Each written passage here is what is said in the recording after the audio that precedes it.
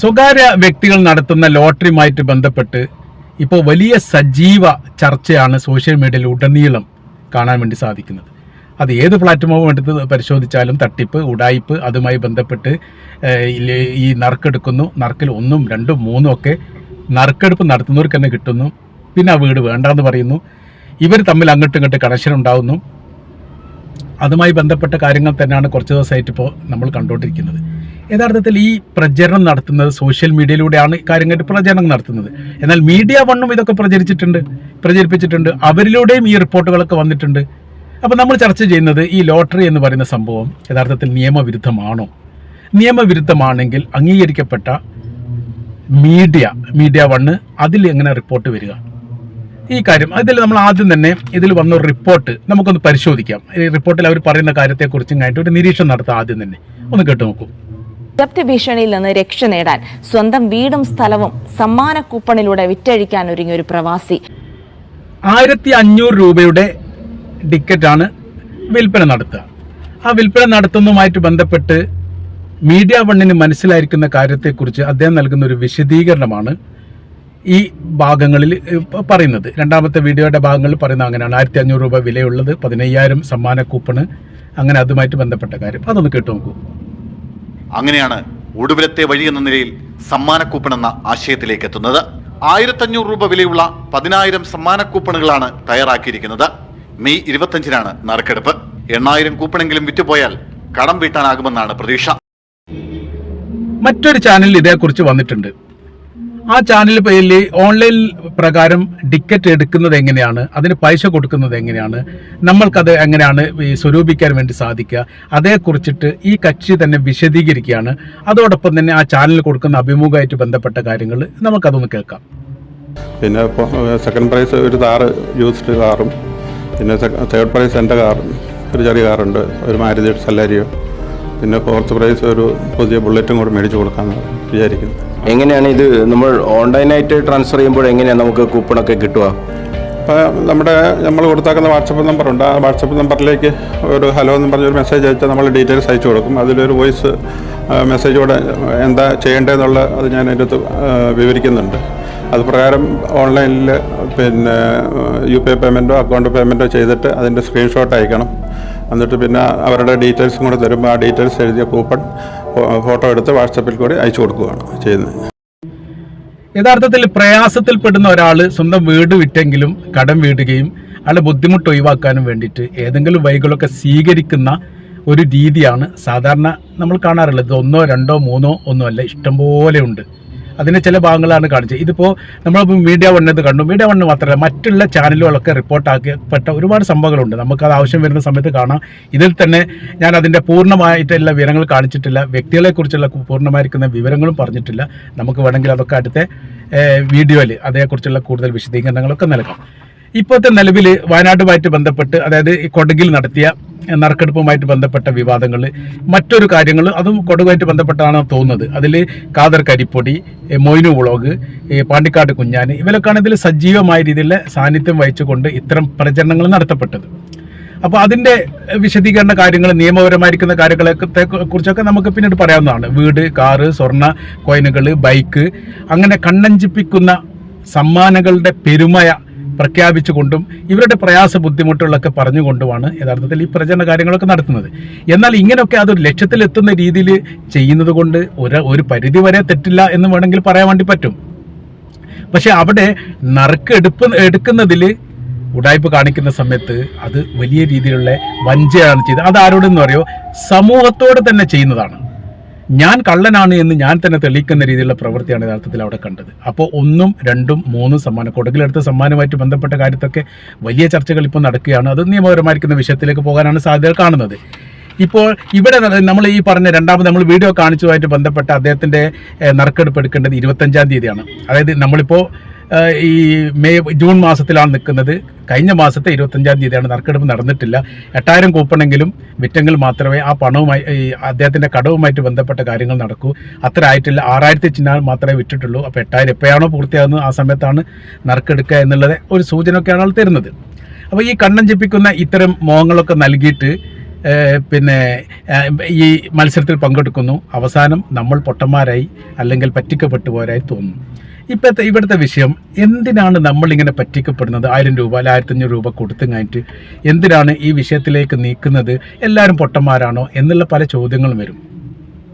അത് സാമൂഹികമായിരിക്കുന്ന അന്തരീക്ഷവും വ്യക്തിപരമായിരിക്കുന്ന വിഷയങ്ങളും അറിയാത്തത് കൊണ്ടാണ് അത്തരം കാര്യങ്ങൾ ചെയ്യുന്നത്. ഇപ്പോൾ ഒരു ലോട്ടറി എടുക്കുക എന്ന് പറഞ്ഞാൽ ലോട്ടറി എടുത്തെങ്കിൽ മാത്രമേ അത് കിട്ടുമോ ഇല്ലെന്ന് പ്രതീക്ഷിക്കാൻ പറ്റൂ. ലോട്ടറി എടുത്തിട്ടില്ല അത് പറ്റില്ലല്ലോ. അപ്പോൾ ഓരോരോ വ്യക്തിക്കും അവരുടെ സാമ്പത്തിക മാനസിക പ്രശ്നങ്ങളും പ്രയാസങ്ങളും വളരെ വളരെ വലുതാണ്. ഈ നറുക്കെടുപ്പിൽ ഇപ്പോൾ 8000 കൂപ്പണേറ്റം വിറ്റു എന്നാണ് പറയുന്നത്. അതിൻ്റെ കൃത്യ കണക്ക് അറിയില്ല, അത് നമ്മൾ നോക്കുകയാണ്. അപ്പോൾ അത്തരം കൂപ്പണ് വിറ്റതിൽ ഞാൻ മനസ്സിലാക്കിയെടുത്തോളം 90-95% ആളുകളും ഈ വീടുകളോ എന്തെങ്കിലും ഒക്കെ കിട്ടുമെന്ന് പ്രതീക്ഷിച്ചിട്ടാണ്. അവരുടെ സാമ്പത്തികവും ബുദ്ധിമുട്ടും പ്രയാസവും കഷ്ടപ്പാടും ഒരുപക്ഷെ തീരുകയാണെങ്കിലോ എന്ന് വിചാരിച്ച് ചെയ്തതാണ്. അതുകൊണ്ട് അവരത് പെട്ടുപോയതാണ്, പറ്റിക്കപ്പെട്ടു പോയതാണെന്ന് പറയല്ലേ. ജീവിതത്തിലെ കനമുള്ള പരീക്ഷണങ്ങളിൽ ഒന്നാണ് സാമ്പത്തിക പ്രയാസവും ബുദ്ധിമുട്ടുമായിട്ടുള്ളത്. അതിനൊരു പരിഹാരം എന്ന നിലക്ക് ഒരുപക്ഷെ ഉണ്ടാവുമോ എന്ന ചോദ്യത്തിന് ഉത്തരം കിട്ടാൻ വേണ്ടിയിട്ട് ഈ പ്രവൃത്തി ചെയ്തു എന്നുള്ളതാണ്. 2 എണ്ണം അതിൽ ഉദ്ദേശിക്കുന്നുണ്ട്. ഒന്ന് കാരുണ്യപരമായിട്ടുള്ള സഹായം. അത് എൻ്റെ അഭിപ്രായത്തിൽ കാരുണ്യപരമായിരിക്കുന്ന സഹായം എന്ന് പറയുന്നത് തീരെ കുറവാണ്. അതേക്കുറിച്ച് ഉദ്ദേശിച്ചും കഴിഞ്ഞിട്ട് പൈസ കൊടുക്കുന്നവർ എന്നാണ് ഞാൻ മനസ്സിലാക്കുന്നത്. കാര്യം ഇങ്ങനെ ഒരു പരസ്യം അതല്ലാത്തിരുത് ഒരു പ്രവാസി അല്ലെങ്കിൽ അതുമായിട്ട് ബന്ധപ്പെട്ട സാമ്പത്തിക ബുദ്ധിമുട്ടുള്ള ഒരാൾ വല്ലാതെ കഷ്ടപ്പെടുന്നുണ്ട്, അതുകൊണ്ട് അയാളുടെ വീട് വിൽക്കുന്നത് ഒഴിവാക്കാൻ വേണ്ടി കഴിഞ്ഞിട്ട് നമ്മൾ സഹായിക്കണം എന്ന് പറഞ്ഞിട്ട് നിങ്ങൾ ഓരോരുത്തരും നിങ്ങളാൽ കഴിയുന്ന ഒരു 100 രൂപയോ 500 രൂപയോ അയച്ചു കൊടുക്കണം എന്ന് പറഞ്ഞാൽ എത്ര പേർ അയച്ചു കൊടുക്കും? ഇപ്പോൾ 8500 വിറ്റതാണ് മനസ്സിലാക്കുന്നത്. അപ്പോൾ എത്ര അയച്ചു കൊടുക്കും? 100 പേര് പോലും അയച്ചു കൊടുക്കില്ല. കാരണം അവർക്ക് ബെനിഫിറ്റ് ഒന്നും കിട്ടാനില്ല. നമ്മൾ തന്നെ കഷ്ടപ്പാടിലും പ്രയാസത്തിലും ആണെന്ന് സ്വയം മനസ്സിലാക്കും. അപ്പോൾ എന്ത് ചെയ്യില്ല? അതവർക്ക് അയച്ചു കൊടുക്കില്ല. അപ്പോൾ നമ്മൾക്ക് എന്തെങ്കിലും ഒരു ബെനിഫിറ്റ് കിട്ടുകയും ചെയ്യുന്നുണ്ട് എന്ന് പറയുന്ന സമയത്ത് ആ ബെനിഫിറ്റ് തന്നെ ലക്ഷ്യം വെച്ചിട്ടാണ് പരമാവധി ആളുകൾക്ക് അത് ചെയ്തത്. അവരെല്ലാവരെയും വിഡ്ഢികളാക്കുന്ന പ്രവൃത്തിയാണ്. അപ്പോൾ കേസും കാര്യങ്ങളൊക്കെ ആയിട്ട് പോകുന്ന സമയത്ത് എത്ര പേര് ഇതിന് മുന്നോട്ട് നിൽക്കും? സാമ്പത്തികപരമായ അത്യാവശ്യം ഭദ്രതയുള്ള, പ്രത്യേകിച്ച് ജോലിയും കാര്യങ്ങളൊന്നും ഇല്ലാത്ത, അല്ലെങ്കിൽ ഈ രംഗത്തോട് ഈ കേസുമായിട്ട് ബന്ധപ്പെട്ട് ഒരുപാട് പ്രവൃത്തി പരിചയമുള്ള അത്തരം കുറഞ്ഞൊരാൾക്കാർ ഒഴിച്ചിട്ട് ബാക്കി ആരും ഇതിന് നിൽക്കില്ല. അത് തന്നെ കേസ് കൊടുക്കേണ്ടത് എവിടെയാണ്? സംഭവം നടന്ന ഇൻസിഡന്റ് നടന്ന സംഭവമാണ്. ആ സമയത്ത് കൊടകിലാണ്. കൊടകിൽ ഈ സംഭവം നടന്നിരിക്കുന്ന പോലീസ് സ്റ്റേഷന്റെ പരിധിയിലുള്ള പോലീസ് സ്റ്റേഷനിലാണ് പരാതി കൊടുക്കേണ്ടത്. അതല്ലാത്തത് സ്റ്റേറ്റിന്റെ പുറത്ത് വെച്ച് നടത്തിയിരിക്കുന്ന ഒരു ക്രിമിനലുമായി ഈ കേസുമായിട്ട് ബന്ധപ്പെട്ട വിഷയം നമ്മുടെ സംസ്ഥാനത്ത് പരാതി കൊടുത്തു കഴിഞ്ഞാൽ ജസ്റ്റ് വല്ലൊന്ന് അന്വേഷിക്കും. അതിപ്പോൾ കമ്മീഷൻ ലെവലൊക്കെ കേസ് കൊടുത്താൽ അതല്ലാത്ത രീതിയിൽ നടപടിക്രമത്തിലേക്ക് വരും എന്ന് തോന്നുന്നില്ല. ഇനിയിപ്പോൾ കേന്ദ്ര സർക്കാരൊക്കെ ഇടപെട്ട ഒരു വിഷയം ഉണ്ടാവും. അത്തരത്തിലും ഒരു സീരിയസ് ആയിരിക്കുന്ന ഒരു വിഷയമായിട്ട് കേന്ദ്ര സർക്കാർ ഇതിൽ കാണും എന്ന് മനസ്സിലാക്കുന്നില്ല. ഇപ്പം സാഹചര്യം ഇപ്പോൾ ഇതിൻ്റെ ഇടയിൽ നമ്മുടെ ബോബി ചെമ്മണ്ണൂർ അദ്ദേഹം ഒരു ലോട്ടറിയുമായിട്ട് വന്നു. ആ ലോട്ടറിയുമായിട്ട് വന്നിട്ട് 10 ലക്ഷം 15 ലക്ഷം ഓരോരോ ദിവസവും കിട്ടുന്ന നറുക്കെടുപ്പ് അത് സുതാര്യമാണ്. അപ്പോൾ ബോബി ചെമ്മണ്ണൂർ വളരെ കൃത്യമായ രീതിയിലുള്ള ഒരു ലോട്ടറി ഇടപാടാണ് നടത്തിയത്. മാത്രമല്ല അത് നിയമപരമായിരിക്കുന്ന പരിരക്ഷ തേടിയിട്ടുള്ള ഒരു ലോട്ടറി വിൽപ്പനയാണ്. അതിന് അദ്ദേഹം പറയുന്ന കാര്യം, ഞാൻ വിൽക്കുന്നത് ചായപ്പൊടിയാണ്, ലോട്ടറി അല്ല. പണത്തിന് വേണ്ടി ഞാൻ ലോട്ടറി വിൽക്കുന്നില്ല. പകരം ഞാൻ ചായപ്പൊടി വിൽക്കുന്ന സമയത്ത് ലോട്ടറി സൗജന്യമായിട്ടാണ് കൊടുക്കുക. അതുകൊണ്ട് എന്താ നിയമപരമായിരിക്കുന്ന ഒരു വിഷയം ഈ വിഷയമായിട്ട് ബന്ധപ്പെട്ടുണ്ട്. നിയമപരമായി അത് അന്വേഷിക്കുന്ന സമയത്ത് അതിന്റെ യാഥാർത്ഥ്യം അങ്ങനെ തന്നെയാണ്. അദ്ദേഹം ലോട്ടറി ഫ്രീ ആയിട്ട് കൊടുക്കുന്നു. അയാൾ വിൽപ്പന നടത്തുന്നത് ചായപ്പൊടിയാണ്. എന്നാൽ ഈ ബിസിനസിന്റെ ഭയങ്കരമായിരിക്കുന്ന ട്രിക്ക് ഉള്ളത് കൊണ്ട് ആളുകൾ ചായപ്പൊടി വാങ്ങുന്നു. അപ്പോൾ വല്ല കാരണവശാലും കിട്ടില്ല. കാരണം ഓരോരോ ദിവസം 10 ലക്ഷം രൂപ അല്ലെ 15 ലക്ഷം രൂപ ഇത് ദിവസം ഒരാൾക്ക് കിട്ടുന്നു. പ്രോത്സാഹന സമ്മാനങ്ങൾ വേറെയും കിട്ടുന്നു. ഇത് എല്ലാ ചാനലുകളിലും പത്രങ്ങളും വളരെ പ്രാധാന്യത്തോടു കൂടി കൊടുക്കുന്നു. സോഷ്യൽ മീഡിയ അതിട്ട് ആഘോഷിക്കുന്നു. അപ്പോൾ ഭാഗ്യ പരീക്ഷണത്തിന് വേണ്ടി ചായപ്പൊടി ഇട്ടിട്ട് ചായ കുടിക്കാത്ത ആളുകൾ പോലും യഥാർത്ഥത്തിൽ 4, 5, 10 പാക്കറ്റ് ചായ വാങ്ങുകയാണ്. 20 രൂപ ഒരു പാക്കറ്റിന് 200 എണ്ണം 20 എണ്ണമൊക്കെ വാങ്ങുക, 10 എണ്ണം വാങ്ങുക ഒരു സ്ഥിരം പരിപാടി പോലെയാണ്. അപ്പോൾ യഥാർത്ഥത്തിൽ 100 ഗ്രാമൊന്നും കടയിൽ പോയി വാങ്ങാത്ത ആളുകൾ പോലും 200-300 രൂപയ്ക്ക് ചായപ്പൊടി വാങ്ങുന്ന ഒരു പരീക്ഷണമാണ്. ആ പരീക്ഷണത്തിൽ ഒരുപക്ഷെ കിട്ടുകയാണെങ്കിലോ ചായപ്പൊടി അല്ല ആവശ്യം നമ്മൾക്ക് കിട്ടുന്ന ലോട്ടറിയുടെ വിജയമാണ്. അപ്പോൾ ഇത് സ്വാഭാവികപരമായി മാനുഷികപരമായി അല്ലെങ്കിൽ സാമൂഹ്യപരമായിരിക്കുന്ന ഒരു അന്തരീക്ഷം അങ്ങനെ തന്നെയാണ്. അവൻ്റെ അവസ്ഥകൾക്ക് എന്തെങ്കിലും ഒരു മാറ്റം ഉണ്ടാവാൻ വേണ്ടി കഴിഞ്ഞിട്ട് തീർച്ചയായിട്ടും അവന് ഏതെങ്കിലും വഴികളൊക്കെ സ്വീകരിക്കും. അപ്പോൾ കള്ളക്കടത്ത് കാര്യങ്ങളൊന്നും അല്ലല്ലോ ഇത്. നിയമവിരുദ്ധമായിരിക്കുന്ന എന്ന് പറയുന്ന സമയത്ത് നിയമവിരുദ്ധമാണ് ഒരു പരിധി വരെ, അതേക്കുറിച്ചൊക്കെ നമുക്ക് പറയാം. അപ്പോൾ ഇതാണ് അതിൻ്റെ യഥാർത്ഥത്തിൽ സാമൂഹ്യ പാശ്ചാത്തലം. അപ്പോൾ ഇത്തരം ഒരു പ്രവൃത്തി ഇനിയും ആരെങ്കിലും നടത്തിയാൽ തീർച്ചയായിട്ടും അതിൽ ആളുകളുണ്ടാവും, സംശയ കാര്യങ്ങളൊന്നുമില്ല. അതിപ്പോൾ ഇനിയിപ്പോൾ വീട് വിൽപ്പനയായിട്ട് ബന്ധപ്പെട്ട് 1000 രൂപയുടെ ഒരു ഇതേപോലത്തെ ഒരു ലോട്ടറി സംവിധാനങ്ങൾ വെച്ചാൽ തീർച്ചയായിട്ടും അതിൽ ആളുകൾ ഉണ്ടാവും എന്ന കാര്യത്തിൽ യാതൊരു സംശയവുമില്ല. ഇത്തരം സംഭവങ്ങൾ കേരളത്തിൽ ആകമാനമുള്ള പരമാവധി സോഷ്യൽ മീഡിയയിലൊക്കെ ഇത് വലിയ പ്രചാരണവും കാര്യങ്ങളൊക്കെ നടത്തും. അതേക്കുറിച്ചാണ് വലിയ ചർച്ചകൾ. നമ്മൾ ജീവിതത്തിൽ കേൾക്കാത്ത പല മലയാള ഭാഷയൊക്കെ പരിഷ്കരിച്ചുകൊണ്ട് പുതിയ വാക്കുകളൊക്കെ എഴുതി ചേർത്തിട്ടാണ് പല ആളുകളും ഈ യൂട്യൂബ് ചെയ്യുന്നത്. ഇപ്പോഴത്തെ നിലവിലെ സാഹചര്യത്തിൽ ഇതൊന്നും അറിയാത്ത, ഇതൊന്നും കാണാത്ത, ഇതൊന്നും മനസ്സിലാക്കാത്ത എത്രോനും ആയിരങ്ങൾ നമുക്കിടയിൽ ജീവിക്കുന്നുണ്ട് ഈ സംഭവത്തെക്കുറിച്ച്. അതെ, സ്ഥിരമായ രീതിയിൽ സോഷ്യൽ മീഡിയ കൈകാര്യം ചെയ്യുന്നവരെ സംബന്ധിച്ചിടത്തോളം ഈ വിഷയത്തിന് താല്പര്യമുള്ളവരിലേക്കാണ് ഈ സന്ദേശങ്ങളൊക്കെ എത്തുന്നത്. എല്ലാവരിലേക്കും എത്തുന്നില്ല എന്നുള്ളതാണ് യാഥാർത്ഥ്യം.